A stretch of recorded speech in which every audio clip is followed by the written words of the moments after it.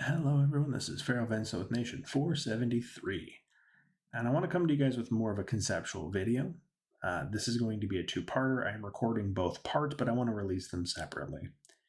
And the reason I want to do this, mainly because I will be busy the rest of this week. So getting two videos in today will benefit me for the rest of the week. But the other part of this two-parter is I want to talk about the pros and cons of the Super Alliance. And I want to approach this from two videos. The first video being, why should you make the Super Alliance in your nation? And the second video being, why shouldn't you make the Super Alliance in your nation?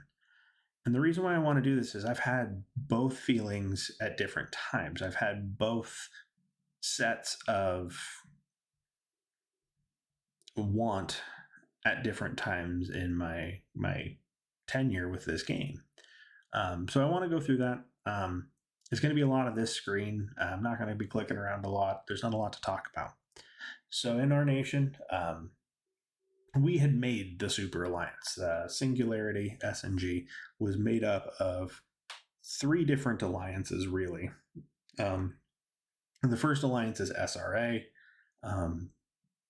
They were from 473 natively, so they were the third place alliance in Chaos Lands. These guys were insane. They were really good fighters.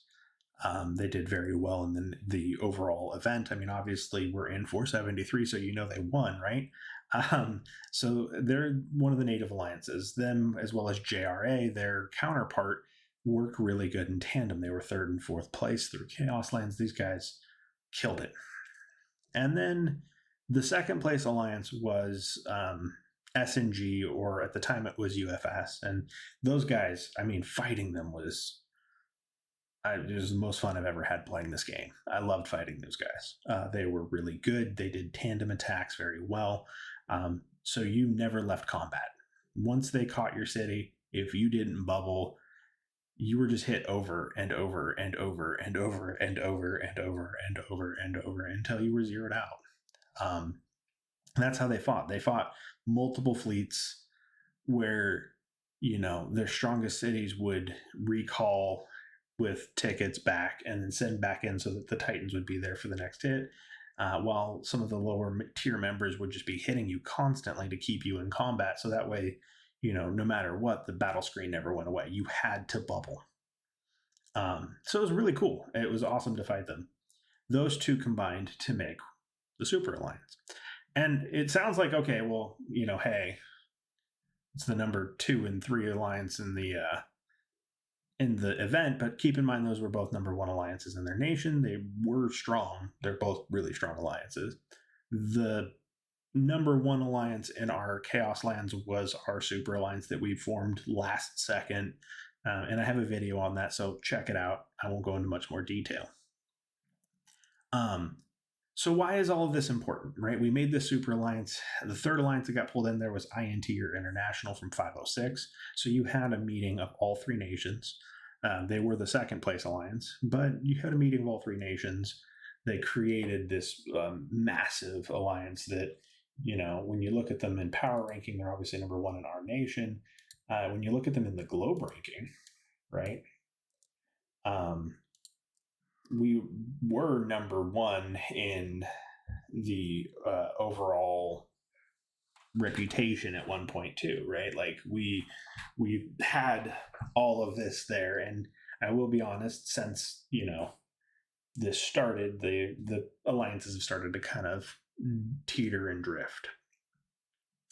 So why? Well, that'll be the next video. Let me go back a second and talk about, well, what benefit does it have? We pulled together all these powerful cities, made fighting really easy, right? Because when you go into a battle, on your left and on your right, you're always going to have cities that are just incredibly powerful. Everyone there knew what they were doing.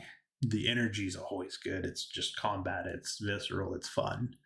And I highly, highly, highly recommend participating in that, because it was awesome.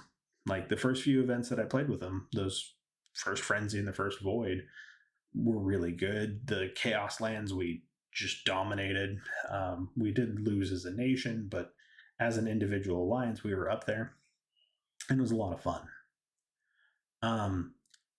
The overall, like, the reasons why you should make a super alliance, just to get to the point of that, is to consolidate all of your power, all of your strength, all of your fighters into one alliance. When you do that, everyone knows what to do. Everyone generally has a drive to fight and to battle and to kill. And so it helps you to get points. It helps you to control the nation. It helps you to set the rules. It helps you to set the boundaries, right? When you are the strongest alliance out there by a large margin, no one else can touch you. So those are all the best reasons to join a super alliance, in my humble opinion.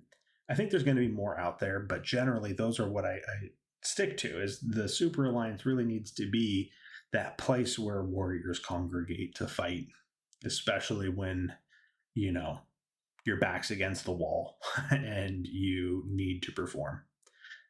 So those are why I would recommend it. If you have any other reasons, leave them down in the comments below. As always, like, comment, subscribe, help the channel out. I would appreciate it greatly. And I thank you guys for your time. I'll see you on the next one when we discuss what are the cons.